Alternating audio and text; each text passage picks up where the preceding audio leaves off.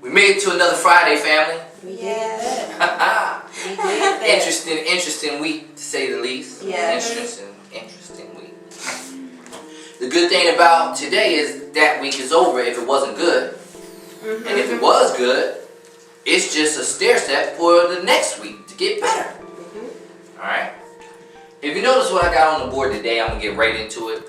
Never allow a talent or gift that you don't possess prevent you from using a talent or gift that you do. Now, this is personal. But like I always do, I use personal situations for you guys so you understand that even though I'm very playful a lot of times, I'm very positive most of the times, I want you to know that everybody has issues and situations. It's how you deal with it, how you come through it. It's okay to even be really upset because we're human. That's one of the human natures, That's a human flaw that we have. But it is an emotion. Anger is an emotion. The thing is, once you know that you're angry, you want to quickly try to diffuse that in order so you can fix whatever it was that made you angry before you truly lose it. Because now people do things. They'll cut you off in the street. They talk to you real rough when they don't need to, and you're being nice and they're being real rude.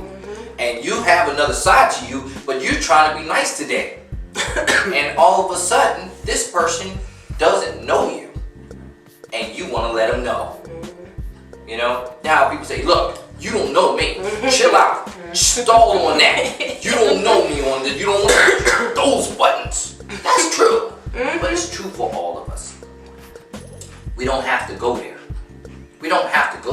9 times out of 10, most arguments that happen and occur, or fights, or any type of combat, happen because someone did or said something that wasn't necessary. And it was at the wrong time to the wrong person. It still created the right result. The right result could be the wrong thing to do. Did you understand what I just said? The right result could be the wrong thing to do. I'll explain. You walk into a grocery store, okay? You start picking up groceries in the aisle, you're pushing your cart. Somebody comes hauling around the other end of the cart, somebody's child, and runs right slam into your cart, head on, okay? Wrong thing to do. Parent coming around the corner. You sitting there talking with the child. Hey, slow it down. Slow it down. You just smashed my car. I gotta have my child in front of the car or whatever. You don't know what's going on. Right? Slow it down, son or ma'am or little girl. Right? Parents say, hey. Don't talk to my kid like that. All you did was say slow it down. What you supposed to do? Not look and say nothing? Right? Okay. Right thing, wrong thing to do as far as a confrontation. Parent, adult, right? Right. Because see, this is what's wrong with us. Back in the day, everybody could, discipline everybody's children. That's what it comes from when you say it takes a village to raise a boy or a man or a child. Right. See, it's all said in all different ways. If it's always only the parent to raise the child, only the parent to raise the child, but the parent's not around the child for 6 hours of the day, and the most productive hours of the day, I might add. Right? Especially when they get into school. Even if they're not in school, if the parent is working, they can't parent the child. So the confrontation is wrong. The fight, the defense of that person pushing the cart was right. You see what I'm saying? So we evoked people's emotions. Yeah, somebody said, well, that person could just walk away. Why should that person walk away when they did nothing wrong. They were pushing the cart down the aisle and they got smashed by somebody's child pushing another cart. Maybe that adult shouldn't have had the child pushing the cart in the first place. Sometimes I see children holding the bottom of carts pushing. They should be in the daggone sack of the daggone cart. They still small enough to put in the daggone front part. I remember my dad putting me in the front part. I remember my mom putting me in the front part of the cart and pushing and keep the cart right in the middle so I can't reach nothing. Yeah. That's going back, ain't it? I'm sorry, but parenting is different. It doesn't mean all parents are bad now, because some are raised old school, and those are the ones, they're almost like a minority of parents. Those are the ones people say, man, you see her yank that guy, that little boy up, her son, she better, I'm getting ready to call 911. Excuse you? Did she punch her son in the face? Wow. Did she smack him in the head with a bottle? Huh? Did she put her fingers down his throat and try to choke the life blood out of him? No. The people who make the laws now, they got spankings. They got spankings.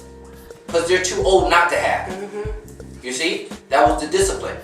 In the Bible it states, spare the rod, spoil the child. And if you spoil a child, they grow up to be spoiled adults. If a child gets everything they want when they're little, they expect everything they want when they're grown. That is not a positive. I'm going to say, I just want you to have better, baby, than I had. Okay, say you want them to have a better opportunity. Say you want them to have more things at their disposal. But don't say you want them to have a BMW at 16. Don't say you want to televise sweet 16 birthday parties where kids are getting Bentleys and other kids are watching this. Let's be careful what we want to air. Because what we're promoting is jealousy and envy.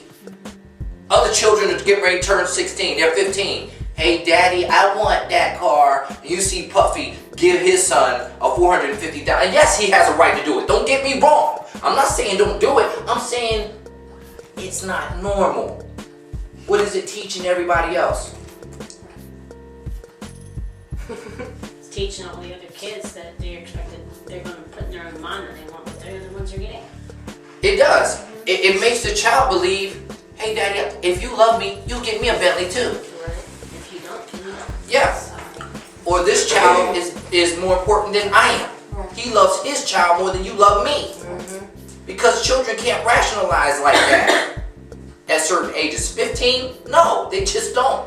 Not even at 18. Right. Sometimes not at 21. Nope.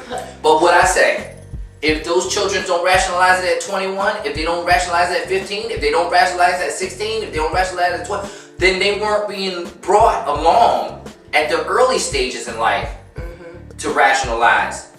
Mommy is working hard so we have food on the table, roof over your head, clothes on your back. That's my love for you. I'm going out here and doing this. I'm battling the world so you don't have to. Now let's talk about what this does to the adult when they think like this. See, all I have to do is look at the adult, and I can tell how they were raised most of the time. Well, and I can't be perfect with it, but I can tell if somebody was always given what they wanted, or if they were never given attention. See? Two sides to it, isn't it? You're either giving every single thing you want, or none of what you want. Either way, those people can turn out the exact same way. And how about that? Somebody giving everything they want is a menace to society. Because they're unbearable to live with. Everything is wrong. They're rude to everyone. Because to them, everybody's their servant. Now, the person that gets nothing gone their way. Nothing. We have situations. People saying, you know, we want to hear you speak. We know you're dynamic. We see you speak before. We need you. I said, oh, make it happen. Let's make it happen. If you fail to plan, then you must plan to fail. There is no I in the word team. Yet, together, everyone achieves more. I don't make this up. There's a reason that people need a team. I may forget something. Mies may not. A team is always better than an individual. The day you feel like you can't learn from somebody younger than you, you stop learning. The day you feel like you can't learn from somebody older than you, you stop learning. There's a disconnect. Young people think they can't learn nothing from old people. Old people think they can't learn nothing from young people. We gotta stop that if we're gonna live in the same world together. Seriously, if somebody threw you in a lion pit, right? Do you think the 5 lions that they let out of that cage, all pride lions, do you think they're gonna look at the old person and say, let's get the old person and leave the young person alone? No. Whichever one they get to first is dinner. Huh? Right. You think that these lion prides will let a wildebeest just walk into and they say, oh, he's fit. Let him walk, stroll on through. Right? Right. That's dinner, isn't it? You know why? Because he's the why. They got cubs to feed. I'm quick to tell people, don't feel so sorry for these wildebeest. I'm not saying won't watch them die and all that. I'm not saying that. But when you go to Food Lion or Farm Fresh or any grocery store and you buy steak, you have a luxury the lion does not. Somebody did what the lion did for you so that it could be in the grocery store. So before you start saying, oh, I can't stand it, they hunt these animals, I can understand if we hunt them to extinction and we're not eating them. I do understand that.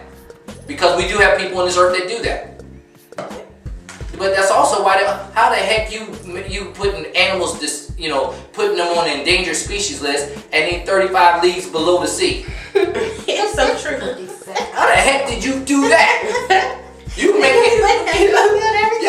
instruments that go deeper than humans can swim. So you can go kill something off. We kill everything. Yeah, we do. And we mess up the ecosystem. And then guess what the kids learn about in school? Everything's dying. Yeah, this is the world we leaving for them.